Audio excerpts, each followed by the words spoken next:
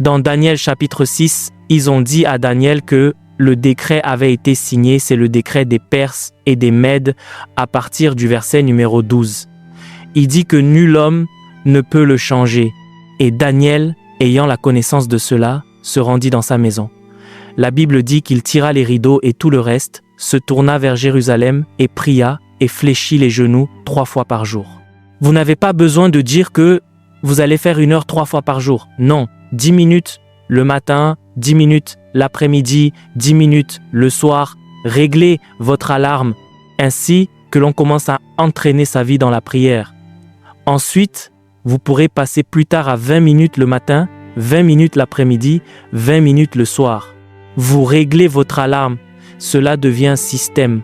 Vous regardez votre journée et à telle ou telle heure, je vais prier maintenant, même si je parle avec mon ami et que je dois investir 10 minutes pour ma vie spirituelle, je peux dire à mon ami, « Oh mon gars, tu regardes le football, j'arrive. » Et j'entrerai dans une pièce et je fléchirai les genoux 10 minutes pour prier, puis je reviendrai et dirai, « Comment se passe le match? Ce que j'ai reçu durant ces 10 minutes, ce gars ne peut pas le recevoir en toute une vie. Il faut de la discipline pour maintenir le lieu de prière. Il y a un prix dans la constance. Puis-je demander à 3 d'entre vous de venir rapidement? Vite, vite, vite. J'ai juste besoin de clarifier quelques points. J'essaie d'illustrer le mot efficacité. M'entendez-vous? Vite. D'accord. Très bien. Non. Reculez un peu. D'accord. Très bien. Maintenant, restez ici. Alors, cette dame prie très bien. Est-ce correct? Le jour où elle saisit l'esprit de prière, elle peut prier 2 heures d'affilée. Après 2 heures, cela pourrait prendre un autre mois avant de prier ainsi. Eh bien, j'ai vu des gens comme ça. Numéro 2, elle prie 30 et pendant ce temps, cette personne continue de se vanter auprès de tout le monde. Si vous me voyez, vous voyez 2 heures. M'entendez-vous? Et elles peuvent se donner un nom. Je suis une machine à prier. N'est-ce pas une possibilité? Maintenant, elle prie 2 heures. Et peut-être qu'avant qu'un autre mois ne s'écoule, elle prie encore 2 heures et pour elle, elle prie, ce n'est pas efficace. Maintenant, voici une dame qui prie pendant, disons, 30, non, disons 1 heure, et elle prie cela 1 fois par semaine. À quelle fréquence? Donc en 1 mois, si elle prie 1 heure 1 fois par semaine, elle a fait combien d'heures? 4 heures. Mais elle a quelque chose qui semble peut-être meilleur que ceci, mais ce n'est pas le cas. Donc c'est efficace, mais pas très efficace. Maintenant, voici un autel de prière efficace. Cette personne n'a pas besoin de prier 2 heures ou de prier 1 heure, mais elle peut simplement se décider et dire « Seigneur, je me tiendrai devant toi chaque jour 15 minutes sans interruption.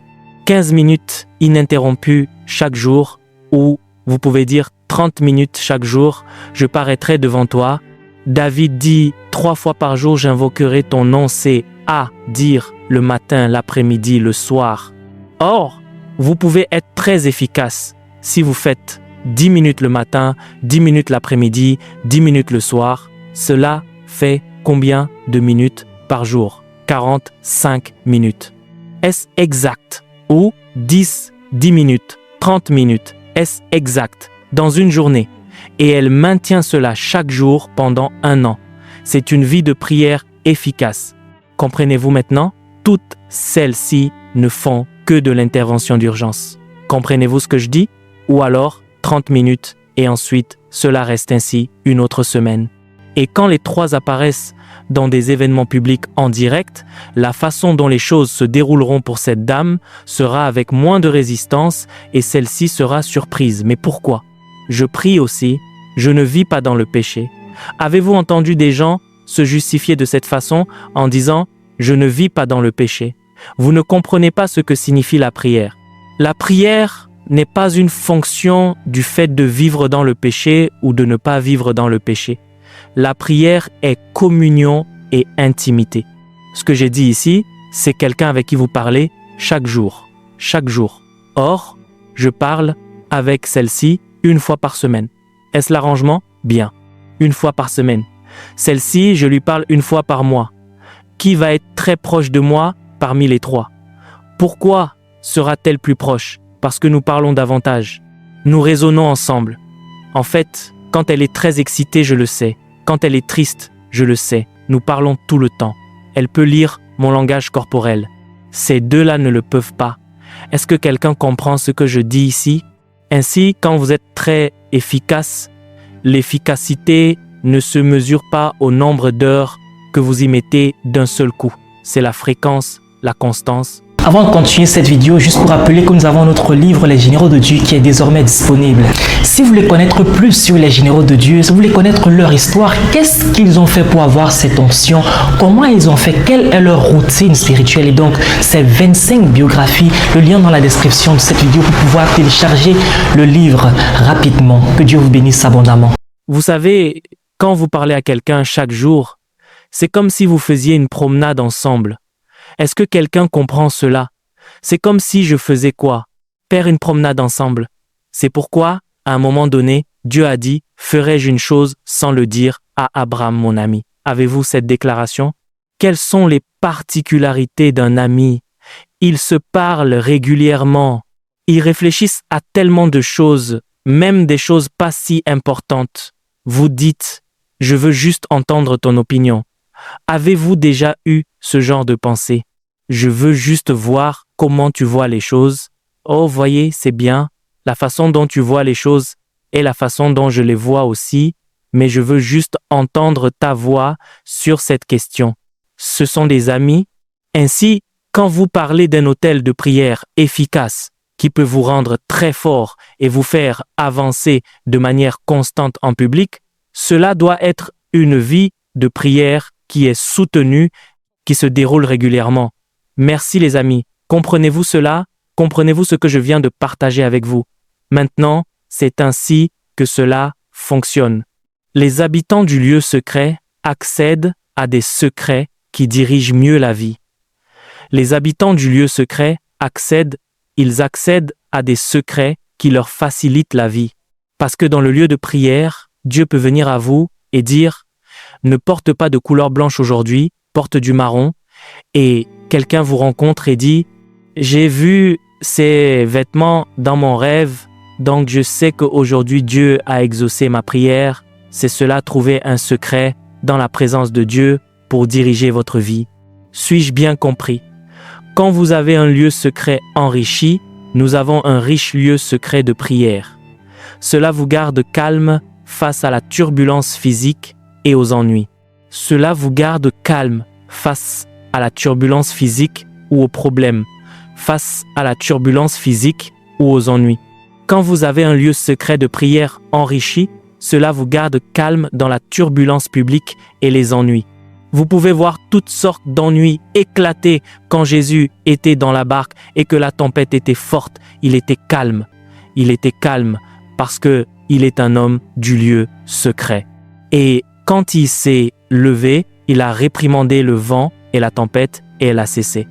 Quand vous êtes un homme de prière, vous serez plus calme, vous verrez la vue d'ensemble au lieu de vous comporter ou de réagir sans guide, d'ouvrir la bouche, de dire ce que vous ne devriez pas dire et de vous sentir mal après.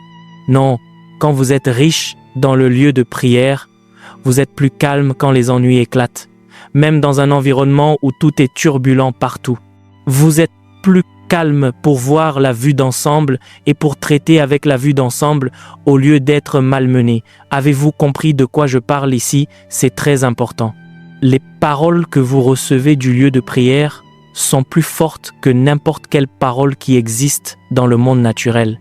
La parole que vous recevez du lieu de prière est plus forte que n'importe quelle parole qui existe dans le domaine physique, y compris toute idéologie qui existe dans le monde de la science ou dans le monde physique. Les paroles reçues de Dieu sont plus fortes que cela. Ainsi, quand vous travaillez dans le lieu secret de prière, votre quête devrait être d'entendre une parole de Dieu, d'entendre une parole de Dieu.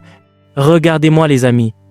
Parfois, nous avons besoin de connaître la différence entre les soucis, l'anxiété et la parole de Dieu. Comment les appeler? Les soucis, l'anxiété et la parole de Dieu. La parole de Dieu ne vous rend jamais anxieux. Dieu dit, ne vous inquiétez de rien, mais en toute chose, faites quoi? Avec des actions de grâce, avec des prières et des supplications, rendez grâce. Ainsi, quand vous êtes plein d'eux, vous êtes plein d'anxiété, vous êtes anxieux à propos de tout, c'est un signe d'incrédulité. C'est aussi un signe de manque de prière, parce que parfois le diable vous dit « Maintenant que tu as mal agi, Dieu est. » Le diable va te tuer ou Dieu te tuera avant le lever du jour. Vous dites « Oh mon Dieu, ne me tue pas, ne me tue pas. » Non, non.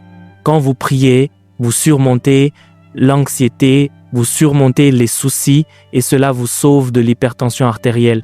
Est-ce que quelqu'un comprend cela? Cela vous sauve de l'hypertension artérielle parce que vous vous inquiétez tellement pour tout, vous êtes troublé par tout, vous ne pouvez pas dormir la nuit. Si vous maintenez et poursuivez le lieu secret de prière, alors les cœurs de vos aides seront attirés vers vous. Monsieur, personne n'est prêt à vous donner ce dont il a lui-même besoin. Tout ce que vous demandez, quelqu'un d'autre en a besoin. Est-ce que quelqu'un est d'accord avec cela? J'ai dit, oh Dieu, je veux aller voir mon oncle, j'ai besoin d'argent, j'espère qu'il m'en donnera, cet oncle a aussi besoin de cet argent. Rien n'est gratuit. Qu'un homme se mette en quatre ou que quelqu'un se mette en quatre pour vous aider ou pour vous défendre ou pour combattre pour vous est un signe qu'il y a une attraction des cœurs. Avez-vous compris cela? Et cette année, puisse Dieu attirer de nombreux cœurs vers vous, des cœurs d'hommes et de femmes qui ajouteront de la valeur à votre voyage de vie. Puisse Dieu attirer de telles personnes vers vous. C'est très important. Je prie cela chaque jour. Si je dois rencontrer des gens, je dis Dieu, je vais rencontrer un tel ou un tel, attire son cœur pour me faire du bien. Ainsi, parfois, quand nous parlons, je n'ai même rien demandé. Il commence à me dire, as-tu besoin de ceci? Nous avons cela. Remplis ce formulaire. Appelle telle ou telle personne. Et je me suis dit, c'est cela l'attraction de l'œil. Avez-vous déjà lu Actes chapitre 9? Avez-vous déjà lu Actes chapitre 9 auparavant? Il y a le témoignage de Saul de Tarse, qui est devenu l'apôtre Paul. Vous rappelez-vous l'histoire de l'apôtre Paul? Vous souvenez-vous de son histoire? Maintenant, la Bible dit dans Actes chapitre 9, verset 10 et verset 11 que cet homme commença à prier. Pendant qu'il priait, Dieu commença à attirer le cœur d'un homme très réticent. Cet homme a donné des raisons pour lesquelles Saul de Tarse ne devrait pas être aidé. Il a dit, nous avons entendu parler de cet homme, c'est un homme méchant, il vient ici pour nous persécuter et nous causer des ennuis, patati patata. Dieu dit, pas de problème, c'est quand même toi que j'enverrai. Regardez ceci les amis. J'ai dit, venez ici, tout le monde dans cette chorale a ce dont cette dame a besoin, est-ce correct? Mais aucun d'entre vous n'est disposé à lui donner. Aucun d'entre vous, est-ce correct? Et maintenant elle est ici, levez les mains et elle prie. Priez sincèrement Dieu et dites quelque chose à Dieu dans votre cœur. M'entendez-vous? Pendant qu'elle prie, chacun d'entre vous commence à s'avancer pour venir lui donner quelque chose. Cela pourrait être votre chaussure, cela pourrait être votre béret, cela pourrait être votre sac, cela pourrait être n'importe quoi. Or, elle n'appelle le nom de personne. Comprenez-vous ce que fait la prière? Elle n'a personne en tête, mais alors qu'elle prie, ton microphone, sors-le. Attendez que tout le monde reprenne ses affaires. Que tout le monde reprenne ses affaires. Quoi qu'il en soit, c'est ce qui va vous arriver. Les gens seront pressés de vous donner. J'ai dit qu'ils seront pressés de vous donner. Attendez les amis. Maintenant, elle prie. Levez la main et recommencez à prier. Dites, Seigneur, j'ai besoin de cette intervention. Seigneur, j'ai besoin de cette aide. Seigneur, j'ai besoin de ceci. Seigneur, j'ai besoin de cela. Pendant qu'elle priait, cette dame a commencé à ressentir cette sœur qui prie et mon cœur va vers elle pour lui acheter son microphone. Comprenez-vous cela? Elle n'a pas demandé de microphone à cette dame. À qui demande-t-elle pour le microphone? Seigneur, j'ai un ministère de chant. Je veux que le monde entende ma voix. J'ai besoin de quelque chose pour amplifier ma voix. Et juste à son insu, elle a dit, que puis-je donner à cette sœur? Laisse-moi lui donner un microphone. Est-ce que cela ajoute à sa vie ou non? Et ensuite, elle utilisera un langage tel que je ne sais pas pourquoi je vous le donne, mais c'est ce qui est dans mon cœur. J'ai déjà entendu ce genre de langage. Vous en entendrez beaucoup cette année. Qui a autre chose? Et puis cette dame est venue avec son propre tambourin. J'ai dit, je ne sais pas pourquoi, mais je suis juste en train de prier et je pense que tu auras besoin de ce tambourin là où tu vas. Mais elle ne prie pas. Oh Dieu, pousse quelqu'un à venir me donner de l'argent. Non. Vous parlez à Dieu qui sait où se trouve votre argent. Vous m'entendez? Car si vous avez quelqu'un en tête, cette personne peut avoir un plan pour son propre argent et si vous priez jusqu'à demain, Dieu touchera son cœur. Mais il y a quelqu'un quelque part qui porte ce dont vous avez besoin et par la grâce de Dieu, de tels hommes vous le livreront. Ainsi, cette dame a de l'argent, n'est-ce pas? Et l'idée lui est venue de donner de l'argent. Qui a? Ah, allez-y, vous voyez la banquière Ludin, elle a apporté tout son sac, allez lui donner maintenant. Remarquez-vous qu'elle, venez ici madame. Remarquez-vous qu'elle n'a pas besoin d'être aimée par cette personne. La question n'est pas « Oh, c'est parce que nous sommes amis que je donne tout mon sac. » Non, non, non, non, non. C'est parce que Dieu a touché mon cœur. Pendant qu'elle priait, Dieu touchait mon cœur et je sentais que lui donner tout le sac était trop et Dieu lui disait « Qu'est-ce qui peut être trop? Y a-t-il une chose que tu ne puisses donner? Venez et allez lui donner.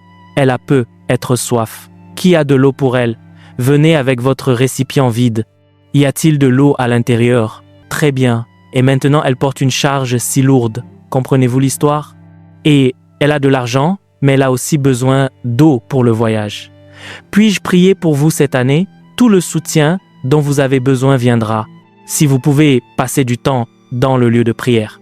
Elle a donc obtenu son eau. Savez-vous qu'elle pourrait ne pas vouloir donner cette eau? Elle peut vous regarder et se dire qu'il y en a trop peu. L'eau est presque finie. Combien d'entre vous ont déjà vu une telle situation? Quelqu'un veut donner quelque chose. Cette chose est trop petite.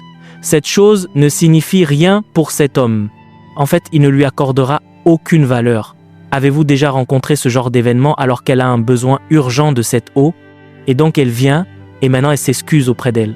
Elle dit « Je suis tellement désolée. J'ai presque fini de boire cette eau, mais j'ai simplement à cœur de ne pas la finir sans vous en donner. J'espère que vous vous en contenterez. » Et pour elle, cette eau représente le monde entier. Est-ce que quelqu'un comprend ce dont je parle? Cette eau représente le monde entier parce qu'elle va la rafraîchir quand elle sera fatiguée et elle a obtenu l'eau. Ensuite, cette dame obtient cette eau, non pas parce que cette dame l'aime. Ma femme connaît l'un de nos amis maintenant à Port Harcourt. Et le mari a dit à sa femme, « Pourquoi traînes-tu autour de ce pasteur Yoruba, ce pasteur qui parle en langue? » Vous vous souvenez de cette histoire? Pourquoi traînes-tu autour de ce pasteur qui parle en langue? Et la femme est venue me dire, j'ai dit, mon mari ne veut pas être si proche de vous. Il dit que vous êtes un pasteur Yoruba et il n'aime pas du tout les Yoruba. J'ai dit, dis-lui que je suis un chrétien. Je ne suis pas une personne Yoruba, pas un chrétien Yoruba. Je suis un enfant de Dieu. L'homme ne venait jamais. Nous avions des réunions. Il amenait sa femme. Il déposait sa femme et repartait. Il disait, quand vous aurez fini, tu m'appelles, je viendrai te chercher. Je ne vais pas écouter ce baratin. Vous comprenez? Et puis un jour, c'est un homme grand, immense, d'un mètre 4,23, gros. Vous voyez de quoi je parle? Un homme très barbu et grand. Un jour, il est venu chercher sa femme en pensant que nous aurions fini. Et puis l'administration a un peu traîné et il était dans sa voiture, attendant que nous finissions pour venir chercher sa femme. Mais il entendait ce que je disais. Alors j'ai donné une parole de connaissance comme le Seigneur l'a mise dans mon esprit. Cette parole de connaissance le décrivait parfaitement, au point que sa femme se disait « J'espère que mon mari est venu. » C'est une parole pour elle, pour lui. Et j'ai dit, si vous êtes ici, Dieu est venu pour vous. Venez maintenant et prenez ce que Dieu a pour vous. Et cet homme qui déteste les pasteurs Yoruba est sorti de sa voiture et a traversé la foule jusqu'à moi, devant. Avant qu'il n'arrive à moi, il me regardait comme ça. La puissance de Dieu l'a saisi comme une feuille de papier et l'a jeté au sol. L'homme s'est relevé. Personne ne l'a touché. Il s'est relevé, il est retombé. Il s'est relevé, il est retombé. Puis il est resté là. Alors je suis allé là-bas. Je lui ai imposé les mains. J'ai prié pour lui et il s'est agenouillé, m'a serré dans ses bras. Alors vous êtes mon pasteur. À partir d'aujourd'hui, vous êtes mon pasteur. Et vraiment, je suis son pasteur jusqu'à aujourd'hui. Voilà ce qu'est l'eau. Pourquoi vous ai-je raconté cette histoire? C'est parce que, parfois, la personne que Dieu utilisera pour vous donner pourrait ne pas être amicale envers vous. Mais quelque chose lui est arrivé, l'attraction des cœurs, l'attraction du cœur. Vous tous qui avez donné à cette dame, venez, l'attraction des cœurs. Levez-vous, mais vous ferez une prière. Vous donnerez tous, venez, par la grâce de Dieu, des hommes vous donneront. Dans chaque communauté où vous entrerez, comme vous avez donné de manière symbolique à cette femme, ainsi des hommes commenceront à vous donner. Amen. Je prie pour vous tous à l'Église. Alors que vous bâtissez une vie de prière, Dieu commencera à toucher le cœur de ceux qui vous aideront. Où qu'ils soient dans le monde entier, Dieu commencera à incliner leur cœur pour vous donner, pour travailler à votre bien au nom de Jésus. Levez les mains tout le monde et dites « Père, je t'entends bien, lève-toi pour moi. Je préserverai mon lieu secret. Je poursuivrai une vie de prière. Alors que je prie, tu toucheras le cœur des hommes pour mon bien au nom de Jésus. » Merci d'avoir regardé cette vidéo. N'oubliez pas de télécharger notre livre Les Généraux de Dieu pour davantage connaître l'histoire de ces généraux de Dieu. C'est plus de 100 histoires inspirantes, 25 biographies à l'intérieur. Que Dieu vous bénisse abondamment.